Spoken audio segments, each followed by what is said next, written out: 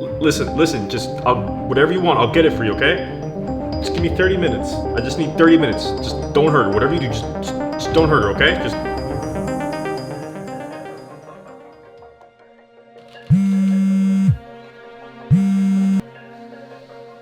This is Fat Mike. Although we're not exactly sure what he does, we know he's very good at it.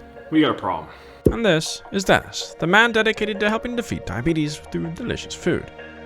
Perfect. And with Fat Mike on the task, he can get to making Cheddar Bay Biscuits. However, Ooh, this is definitely not keto or low carb. and so he must make them so. He begins by preheating the oven to 400 degrees Fahrenheit or 205 degrees Celsius. Then, into an oven-safe vessel, he adds 4 tablespoons of butter. This goes into the oven to melt for later.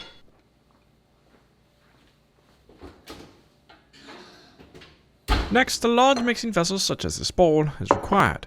He begins with flour of the almonds, flour made from wolf beans, and some vital wheat gluten for stretch in the dough. Now, if you don't want to use wheat gluten, just use almond flour. It's just not going to be as stretchy as bread, but just as good. Next, he adds some baking powder, a dash of vampire repellent, extra black pepper, and a side of annoyance searching for the right spoon, even though they're clearly labeled. He adds a quarter teaspoon of cayenne pepper, some xanthan gum, and some green parsley for color, a pinch of salt, and he mixes the dry ingredients until evenly combined. Then he sets them aside.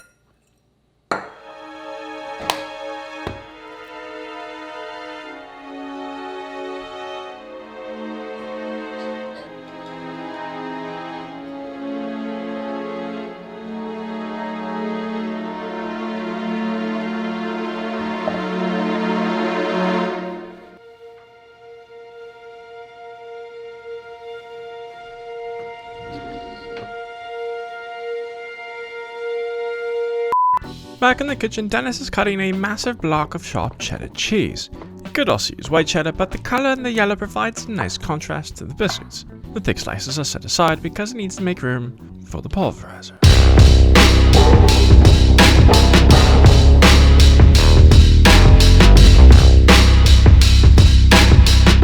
To continue with the biscuits, he must first make his own shredded cheese. However, he gets a bit overzealous and adds too much cheese at once. This results in large blocks that are not entirely shredded. Thus, he continues in small batches, ensuring not to melt the cheese with the spinning blades of doom. Then he adds 5 tablespoons of unsalted butter to the empty pulverizer, 7 ounces of the poor man's shredded cheese, followed by 2 large eggs, 2 tablespoons of heavy cream, and 3 tablespoons of fresh mountain spring water, which is ridiculous because he lives in Florida. He blends until he has a chunky slurry. Now it's time for the wet ingredients to meet the dry and mingle like they're in a college town bar. Attempting not to spill the white powder, he presses the aptly named dough button. Then we wait. Wait until the dough becomes a sort of blob.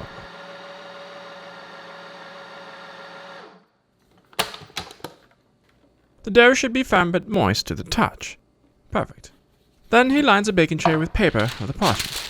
Now, you could use aluminum foil, a silicone mat, or just the plain aluminum, but I find that the parchment paper works best. It gives it a nice little crispy bottom to the biscuit. It also doesn't stick, whereas on the aluminum, you gotta clean and it might stick. And the silicone mat's just gonna be not crispy. So if you don't want crispy, use the silicone, but parchment paper, perfect.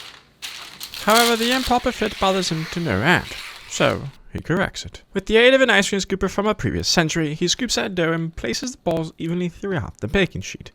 Don't overcrowd the baking tray as these biscuits will grow in size, which is why he has a few left over. About another 2. Now it's time for the optional glazing with the butter that's been melting. The butter is retrieved with tongs to prevent burning his hands and placed onto the counter.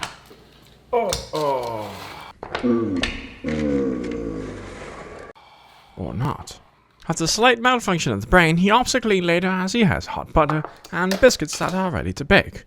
He adds some garlic powder to the melted milk fat, then, using a silicone brush, brushes it on. However, this is not sufficiently sensual.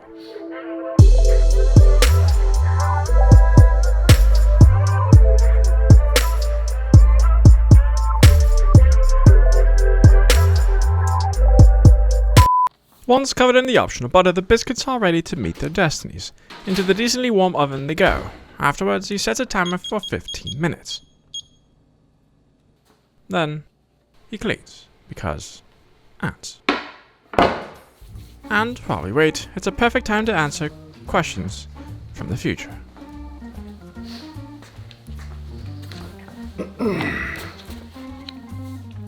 Can I substitute the Vital wheat gluten? Like I said earlier, the Vital wheat gluten is not critical. You can just use almond flour. Same with the lupin flour. If you don't have it or don't want to use it, just substitute with almond flour. It's just not going to be as bread-like as you would like. Can I use shredded cheese? Yes, you can use shredded cheese, especially if you don't have time. It's just typically shredded cheese has the potato starch or some other sort of anti-caking agent, which increases the carb count. So you can also just grate it by hand if you have a big block. Do I have to use cheddar? Not necessarily, but it's gonna give you the best bang for the buck in terms of flavor. Mozzarella works really well. Try to aim for more of a kind of an aged cheese potentially. You can even mix and match, maybe some mozzarella, some cheddar, maybe some manchego would be really good. Haven't tried it, but that sounds delicious. Maybe a little Parmesan on top. How many carbs per biscuit? I've calculated it out to be about 3 to 4 net carbs per biscuit. Makes about 10 biscuits. Full nutritional info will be down below. It's really good, worth it I think in my opinion, but it's up to you. I don't have my own pulverizer. Can I do it by hand? Yes, you can do this all by hand in a bowl with a spatula. The pulverizer just makes it really, really simple, very akin to the pasta or the pizza dough. It mixes things so quickly. It's just, the hard part is just washing it after.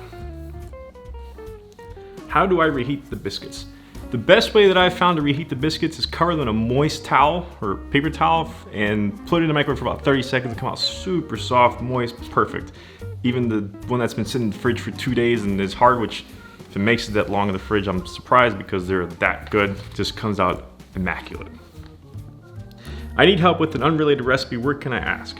You can find me on SIP. I try to answer as much questions as I can in the comments below, but sometimes I just don't get to them, and YouTube, sometimes the comments get lost. Find me on SIP. I'll leave a comment down below to that too. My lupin flour is bitter. What can I do? If you have lupin flour and it's a brand that's a little bit bitter, just add a little bit of allulose or erythritol, just enough to kind of cancel it out, and that should really kind of cut that bitterness and make the biscuit really, really good. Hello? You know what? Slight change of plans.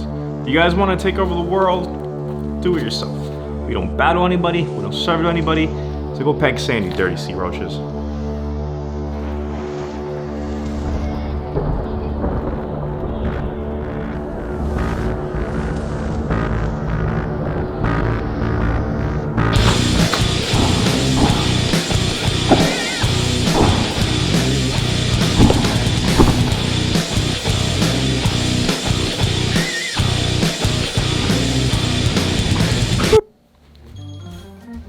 Perfect timing.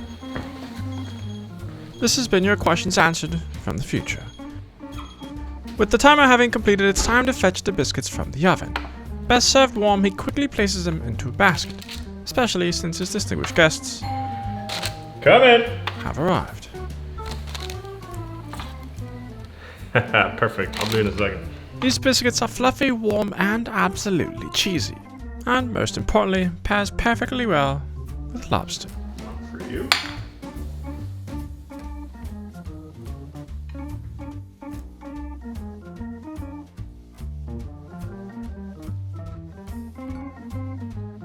Who would have thought sea roaches tasted so good? If you enjoyed this video, make sure to check out these other amazing low-carb and keto recipes. And until then, eat well.